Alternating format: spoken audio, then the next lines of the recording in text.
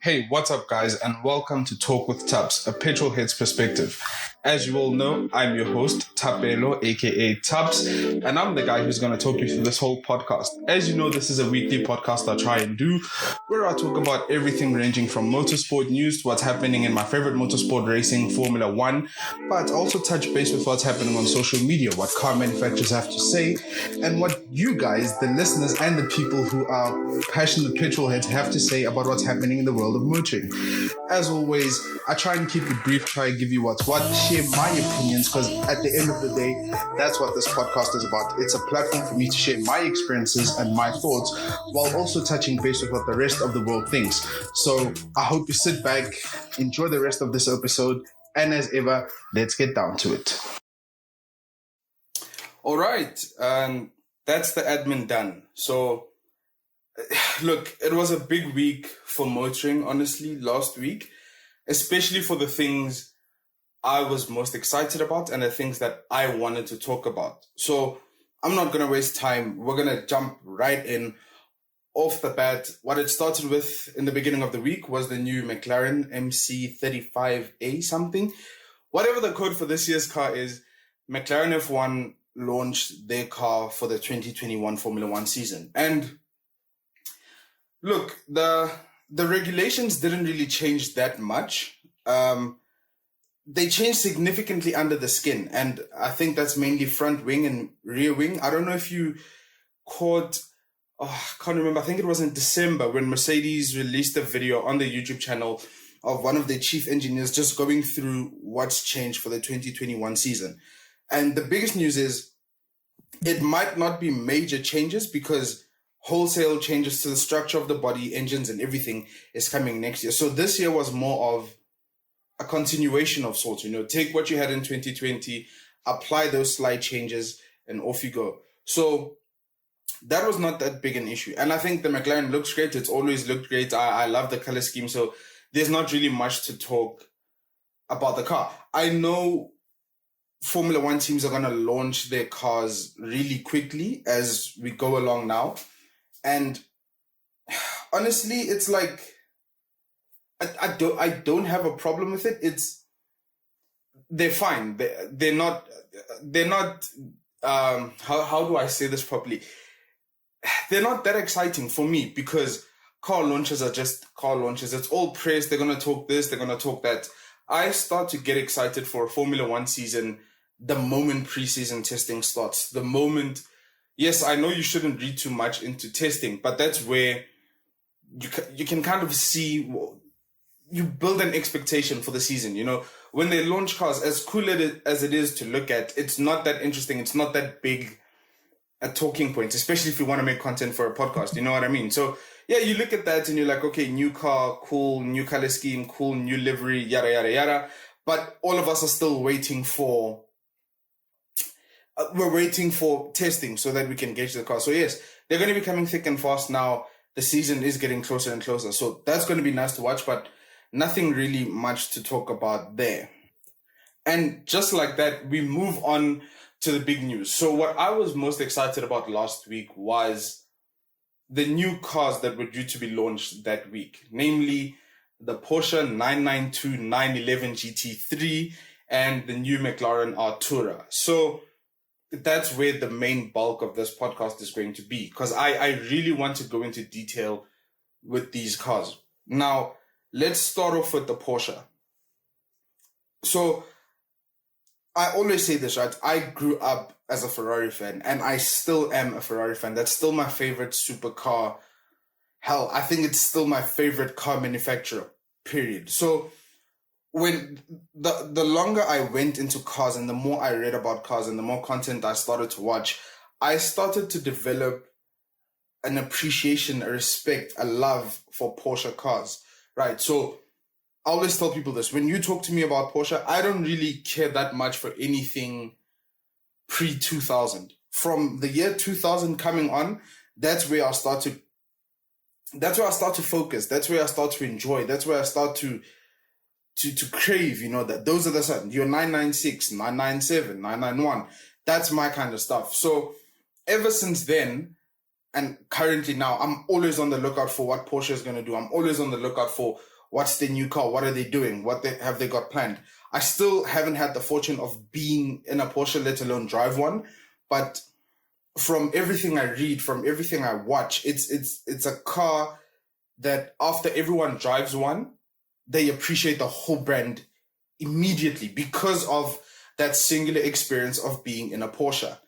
So whenever a new GT product comes in, the lights start flashing, my mind starts working, and it's what I want to see. I know it's going to be great. And I think that's the thing with Porsche. It's like, whenever they start making a GT product, we're already excited. We're already expecting the best.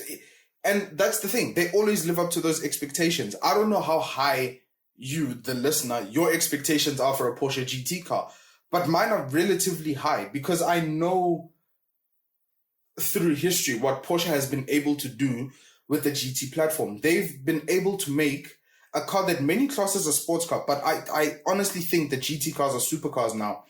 And they can compete with cars with higher power outputs and all the bells and whistles, and they can compete with that, whereas we see them running at a deficit, So it's always interesting to see what can they do with a new Porsche GT car.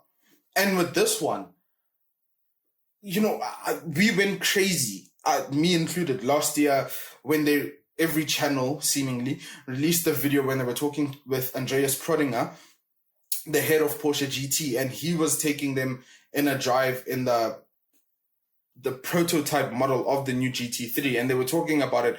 And from what you could hear, it sounded like a lot of love, a lot of attention went into the project. So to finally see that culminate into a completed car, it's crazy. So headline figures, right?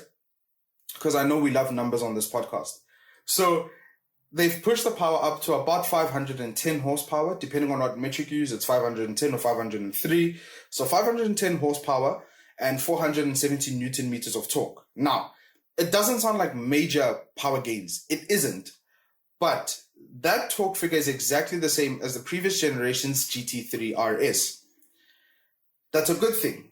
And the power, like I said, Porsche always managed to make a competitive car without having the biggest power output on the market. Now, the big things on this car that everyone has been talking about is the new revised aero, mainly the swan neck rear wing. I know you guys have seen the pictures. It's really tough to explain what a swan neck rear wing looks like without showing you the pictures, but I know you've seen the pictures and I've retweeted several on my Twitter already. So that was one of the major talking points. The new revised aero, the revised suspension, mainly the front using double wishbone suspension, and they've kept the weight constant from the 991 generation to the 992 GT3. Now that's a big thing to do when the car is bigger. The proportions are bigger and you can see that it's bigger, but to keep the weight constant. And all of that work with whatever trickery they throw into that car, because I am of the belief that those guys have something going on in that factory. You get a car that goes around the Nürburgring 17 seconds faster than its predecessor. 17 seconds with not much power gains or anything. 17 seconds. Now, I know a lot of people don't rate Nürburgring lap times, and that's fine. I have reasons why I rate them, and I understand anyone who says contrary. But a 17 seconds is a huge time difference. And I know everyone is going to say, well, 17 seconds can be rounded down to a much smaller figure on a smaller circuit. Because as we all know, the Nürburgring is such a huge circuit and things can change. The weather can be yay okay on one side of the track and oh my gosh on the other. So it's such a difficult thing to measure against. But I always think it's a good way to benchmark your car against other cars. It ran a 6 minute 59 seconds 0.97 around the 20.8 kilometer loop. Now 20.8, there's a bit of a discrepancy because car manufacturers usually run their timing boards on the 20.6. They removed the last 200 meters of the start straight-ish, curve-ish. If you know the layout of the track, you'll know the section I'm talking about. So Porsche used the 20.8 to record this time of 6 minutes 59 seconds 0.97. I think the 20.6 was something like 6:55, something like that. I'm not sure about the 20.6 number, but I know it's something like 6:55. But this is a huge achievement. It's a huge achievement, and it's become a huge selling point for people that are in the market for something like a GT3. How do I feel about the car? I think you can already tell. I'm excited. I love the way it looks. I've always been a fan of the way your Le Mans GT Pro cars look. You know, I've always said I'm a fan of GT3 cars because they are the ultimate expression of your road-going car. So to take what seemingly looks like the body shell of the 911 RSR and to bring that down to a road-going model, I think this is the closest incarnation that Porsche has had to their track-going car. It looks fantastic. And I'm talking about this only seeing video and pictures. It looks great. It looks aggressive. It's just got a stance to it. Every Porsche GT car has a specific stance, and you'll know when you're next to one or you're following one. It has a fantastic stance. The only thing, and I know I'm being negative because I have to be, because I can't scream praises for a car on everything. The only thing I'm slightly negative about, not negative, but I'm unsure about it, are the two nostrils on the hood. Now, I know they're functional for aero and heat dissipation. No, not heat. Are they? I think they're just functional to just disperse the air from the front to release the pressure. But I'm not sure how they blend, so to speak. You know, yeah, I think if you go back to the 991 generation GT3 RS, the Gen 2, that had NACA ducts on the front. I think those were great, but they were for a different purpose. So I know they couldn't use them for what they were planning to do on the 992 GT3. I'm just not convinced that they look great, but they're functional. This is coming from a guy who likes the way a Senna looks because it's function over form. So sometimes I tend to let things slide when it's functional, because I always say the hardest part about making a car is not the performance. You can always benchmark performance. You can always push performance. The hardest part is about making something look good, because styling and looks are such a subjective thing. So that GT3 for me, bar those nostrils in the front, which I can really overlook, it looks so fantastic. It looks great. I am such a fan of the way Porsche stick true to some of their heritage stuff. Namely speaking, the driver cockpit. Keeping that central tachometer intact is, it gets me going. Look, I know your digital instrument clusters and all that are really functional, and they're a good way of showing extra information that wouldn't necessarily be there if they were using an analog setup. And I appreciate that. I appreciate that advancement in technology. But there's just something about analog dials in a performance car. There's just something about the way that needle will move up and rev all the way to 9,000. Pull your pedal, switch a gear, it bounces back to about 6 and you build again. I love that actuation, and I love the simplistic design of that central tachometer. I've loved it in Porsches for years. I've loved it in Ferraris for years. You can tell. You can tell how I feel about this car. You can tell. I love the Porsche 992 GT3, and I'm loving it without even seeing it. I don't know. We know it's coming soon because it's Porsche and we're in South Africa. We know there's going to be an example and a demo car within the next month. I am planning to go and see that car. I don't know how I'm going to swing it, but I'm planning to go back to Joburg to see that Porsche the day it lands in South Africa, because I love that car. I love that car. I really do. Now, yeah. So that's enough on the Porsche. Done being a fanboy. Let's move on to the McLaren Artura. Now,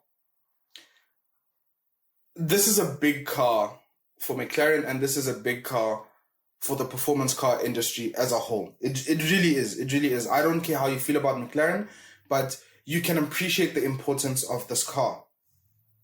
Why is it important?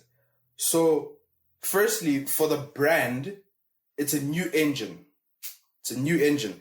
Now, there have been a lot of critique over the years that McLaren made use of one engine for multiple different cars for too long. And that's a valid complaint. You know, the McLaren was so good with their twin turbo V8, and they started that with 3.8 liters, as we saw in the McLaren MP4 12C, the McLaren 650S, the McLaren 570S, 570 GT, 540C, depending on where you are in the world. You know, that engine was the stepping stone for McLaren. That was the foundation. That's the engine that eventually got hybrid tech and made it into the P1. And it was a good performance engine. I know in this category of cars, we start looking for things like sound. And yes, it didn't sound the greatest. I mean, it is a twin turbocharged car, but that engine, performance-wise, was brilliant. Let's forget about the reliability issues for McLaren right now. We're talking about the way that engine performed. You knew that if a McLaren, everything was going right for a McLaren, it would be a difficult car to beat on track. When we saw this with reviews and all that type of stuff, that was a good engine. So for them to say, hey guys, we've got a new car and we're downsizing the engine and we're putting hybrid technology on it, first of all, you're happy that there's a new engine because that's solving one of the major complaints you had about the brand. But then you start getting skeptical. Ooh, that's a new engine. Ooh, there's downsizing. Ooh, there's new technology. Ooh, what's it going to be? Now you start thinking about this formula and you start going crazy. So let's do this.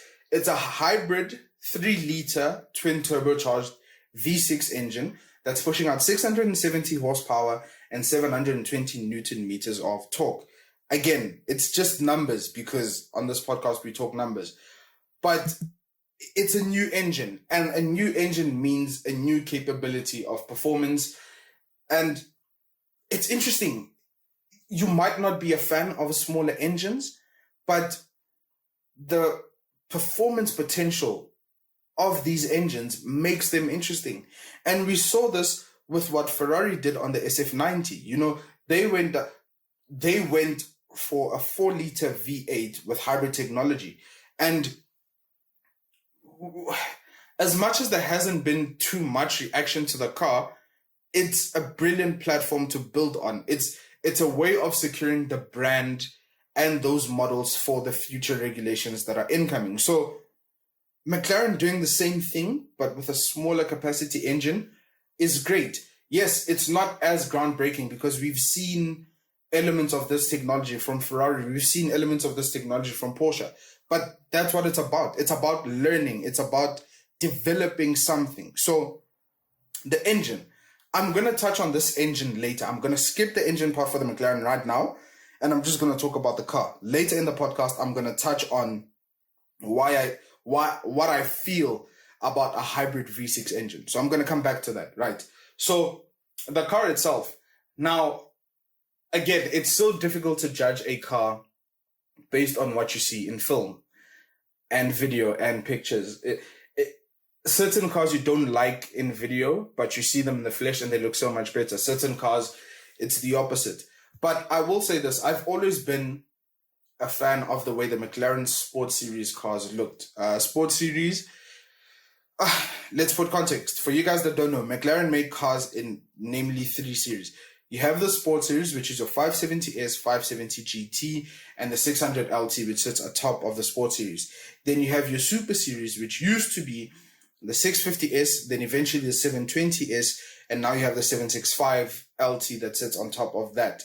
And then you have your Ultra Series or Hyper Series. I can't remember the nomenclature now, which was your McLaren P1, your McLaren Senna, your Elva, and the Speedtail. So those are their categories. So the new Artura is a Sport Series car. I do not know if they're going to stick with the categories of Sport, Super, Ultra, because they've also ditched the naming system of using numbers, 570, 720, 765, yada, yada. They're going more to giving the car a name. Now, I think from a PR perspective that it changes the perception of McLaren, because remember, McLaren was always perceived as too technical, too scientific. You know, I remember watching, I think it was Top Gear, and Jeremy Clarkson was saying, he was comparing the McLaren MP4-12C to the 458. And he said one of the biggest differences was the McLaren was made in a lab. It was designed by a wind tunnel. It was designed by a computer. It was numbers.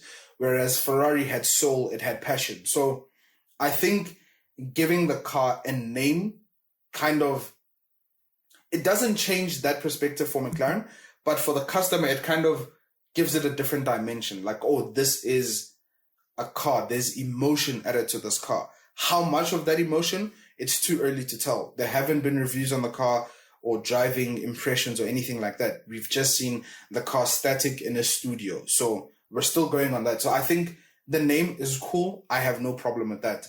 The car itself, I think it looks great. Like I said, I was always a fan of the sports series cars, the 570s and all that. I think it looks great. It has a lot of design language from the current McLaren stable, so you can see elements of whatever they're currently making within that car.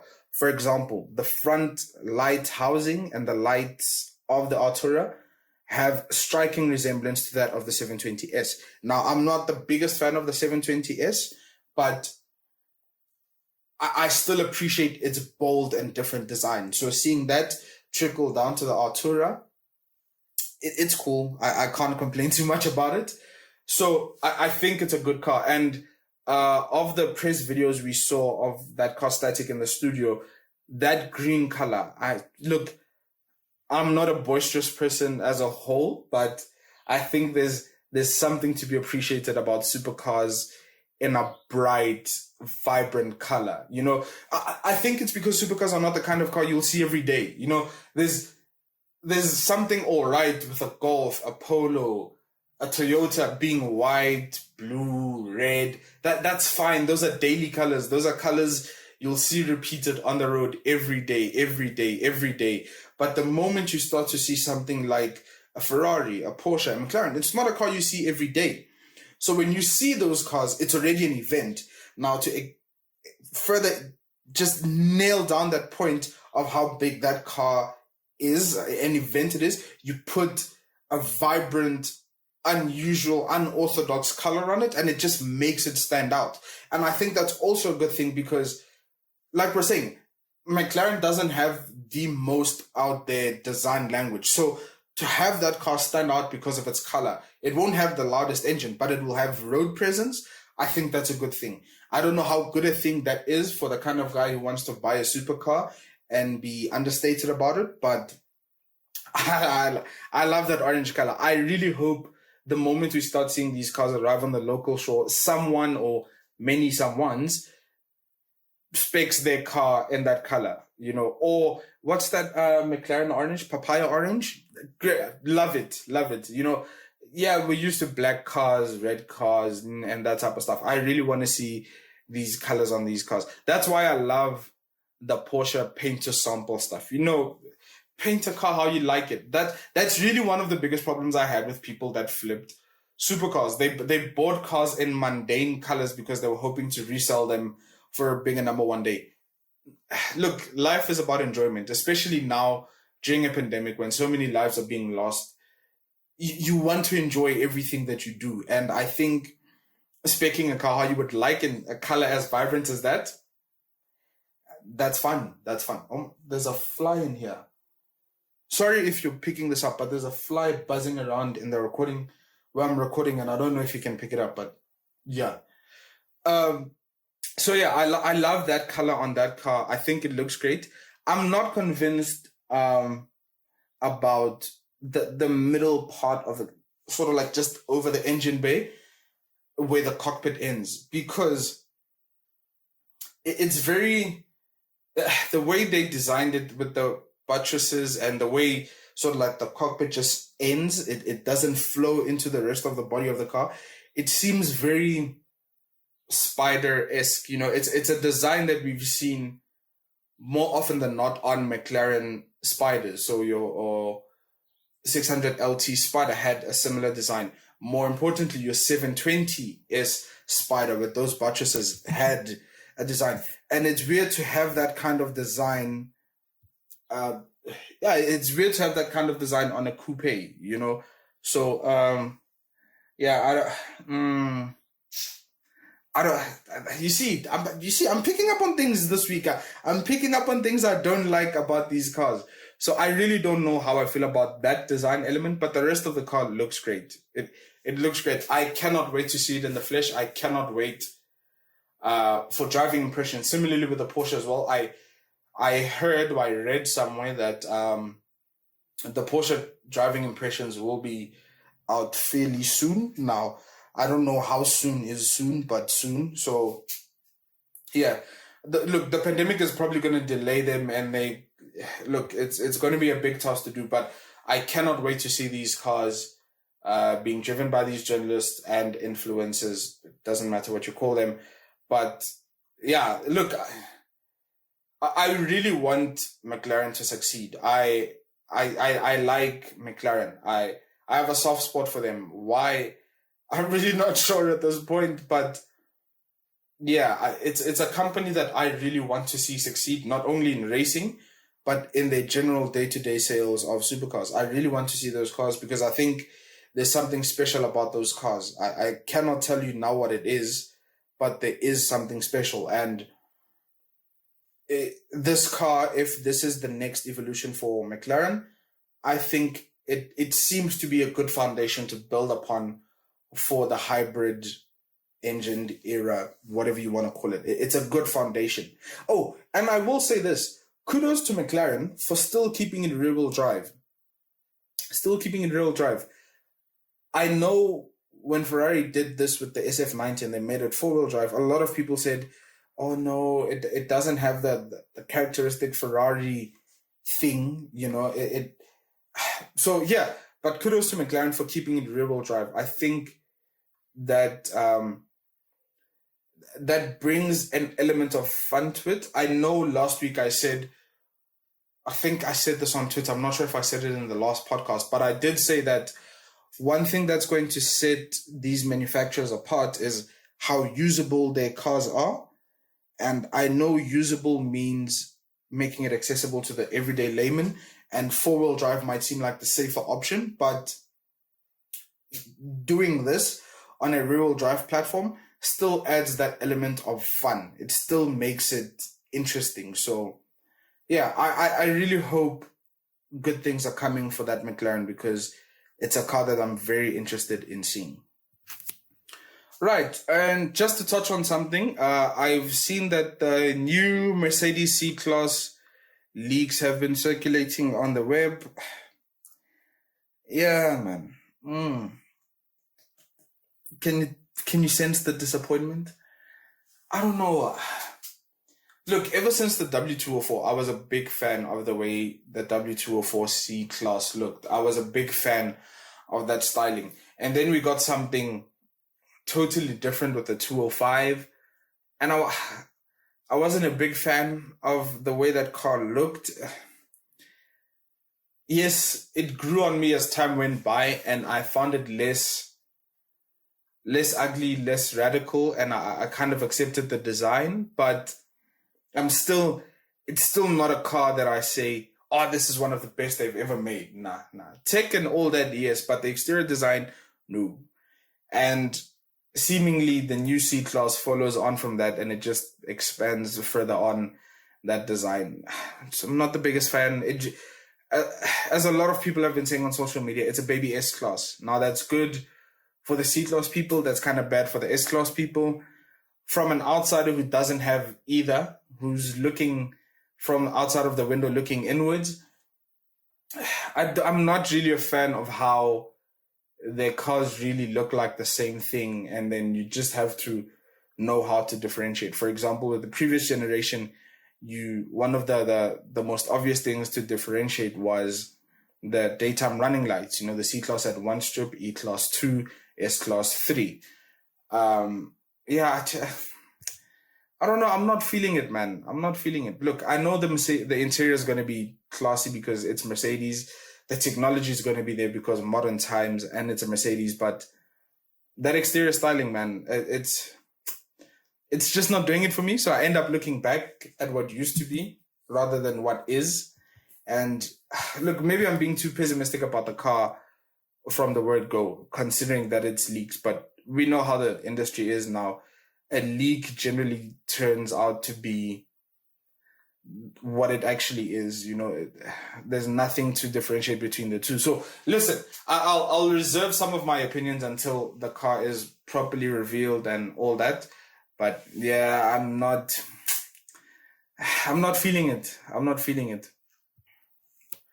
Well, yeah. So take a sip of water now. Yeah, look, this podcast has been a tad longer than the average time I do these podcasts. I try to keep them under 30 minutes. I just think it's a more manageable time frame. But I want to try something different this week. I listen to motoring podcasts as well, apart from making one. So the average length I listen to these things is about 45 to an hour something. So just trust me, I'm not going to go to an hour and a half. But I'm just going to try something different. I'm just going to try and go over that 30-minute mark, and then I'll just hear from you guys what you feel about the time. Do you still want it sub 30 or do you want it over? Because I can work with either. But yes, apart from reacting to the new cars from last week, this is something that I wanted to touch upon. And I said I'd touch on it deeper into the podcast. So if you're still listening, that means you've made it deeper into the podcast. So here's the thing. Regulations and such have resulted in massive downsizing from the industry. All the companies we knew we loved have been moving from V12s, V10s to V8s, V6s, and as is what's happening with the current Mercedes C-Class, everything's going to be a 4-cylinder. Now, this is more aimed at your higher bracket of cars, your higher performance cars. And it's this questions. Are powerful 6-cylinder engines such a bad thing? Yeah. Look, a lot of people have been against 6-cylinder engines. 6-cylinder engines have been catching a bad rep from social media and from people for a long time. And that's because culturally the V8 has social status like nothing else. Nothing else. Dare I say, no other engine configuration has the kind of social admiration, respect, love from the community like a V8 engine. Everyone sits around and you think of a V8 engine. Like I'll give an example. If you're on Twitter, every Tuesday, check out a hashtag called Vrpa Tuesday by @GMan Car Reviews. Every week, no matter what you post, you'll put up a McLaren, you'll put up a Ferrari, you'll put up whatever it is, you'll put up a Golf or whatever. Nothing gets as much love, as much engagement, and as many posts as the Mercedes W204 C63 AMG. And that's simply because of that engine, that V8 engine, that V8 rumble, the sound that we're so familiar with. Yesterday I was sitting in my living room. Some guy pulled up in front of my house. I have no idea who the guy is. Started revving the nuts off their car. And I could tell it was a V8. My dad started shouting my name, telling me to go out. I go outside. It's a C63S convertible. W205, right? But that's the thing. It was that V8. That's why I got out of the house. So yes, I'm as big a fan of a V8 as anyone else is probably on this earth. And I love these different engine configurations for different things. But I still feel like the V6 got a bad rep because it doesn't sound as sonorous or as raucous as a V8. V8s generally had more power, more torque, but there is something that can be extracted from a V6. My dad's daily driver is a V6. Yes, it's not tuned to have the biggest power, whatever, but the V6 is such a sturdy engine, and I think it's an engine that has a lot of potential. You see that with BMW.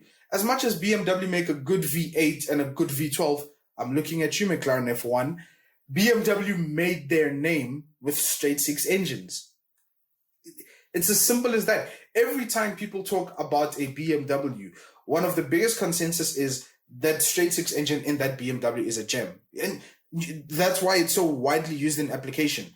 Your 340i's, your 335's, your 330's from back in the day, your M3's, M4's, straight 6 engines because they are such a dependable engine. So, is downsizing that bad when it results in powerful 6-cylinder engines being used? Honestly, I don't think so. I think we are judging the V6 engine too harshly. Yes, the biggest problem I have with that configuration is the sound. If they can make that V6 engine sound good, then I have no problem. Look at the way we fall in love with the Porsche Flat 6 because of how sonorous it is. So if these other companies, the problem is it's going to be turbocharged. So yes, I know the Porsche is naturally aspirated, so that already gives it a boost in terms of sound. With the other manufacturers, it's going to be a problem because they're going to make turbocharged cars. But if they can make that exhaust note sound exciting, we've seen what companies like Krapovich and all that kind of stuff can do with a simple engine. They do this with a 4-cylinder 2-liter. So if they can get their hands on a 3-liter 6-cylinder engine, hey, I'm your man. You can take my money. All right. So like, I'll give you examples of just cars as I was sitting here that came to the top of my head as I'm thinking about these 6-cylinder engines. Like I said, your BMWs, your M3s, 330s, 335s, whatever, right? And you got your Ford GT that uses a 3.5-liter EcoBoost V6. You have the McLaren Artura that uses a hybrid V6. You have the McLaren MC20 that uses a twin-turbo V6. Can't say a lot about that car, but it's something interesting. It's something different. I read an article last week of the new Ferrari that's in development that's going to use a twin turbocharged hybrid V6. So there's something there. And that's what I'm saying. I think as a community, we're being too harsh on the V6. I don't think it's a bad engine. It's definitely better in terms of weight than your standard configuration, which is a V8 seemingly. It's lighter, so that's definitely a plus in terms of handling. It's smaller, so that's definitely a plus in terms of packaging. The only big downside that I can see with a V6 is the sound element. Because when you're talking about power, strap 2 turbos on that and you've replaced the displacement of a bigger engine, and you're obeying to the current regulations of emissions by just making a smaller engine but with much power. Look, I'm going to quote Twitter people that I interact with a lot. Oh, man. What's this guy's handle? He might be angry for this. It's Washington _KM. Funny, I commented on this, but it's a few weeks ago. He had a thread, he had a post saying he can prove that turbocharging is the solution for displacement. It's the replacement for displacement. And he was like, if you disagree, come through. And everyone was like, yeah, C63. And he's like, yeah, but the 4-liter has just as much power, more torque. And it's the truth. Look, and this is why I was so angry at Mercedes for skipping the V6 for their next C63 and going down to a hybrid 4-cylinder. I'm like, honestly, that the V6 that's been used in the current C43, I think that's a good engine. I've driven next to quite a few C43s and they sound good. They perform good. The power is decent. I really think if they were so pressured to downsize, yes, they could have downsized the whole C-Class range as they're planning to do and have that be 2-liter 4-cylinders with varying amounts of boost, varying amounts of electrification. But at least have the C63, C63S, no matter how you want to have it, as that 3-liter V6. The 6-cylinder in the E53 is a good engine. So there's precedent there to say that powerful 6-cylinder engines are a good thing. It's just that they go so unnoticed because everyone focuses on the V8. Everyone focuses on that rumble. So are V6s that bad?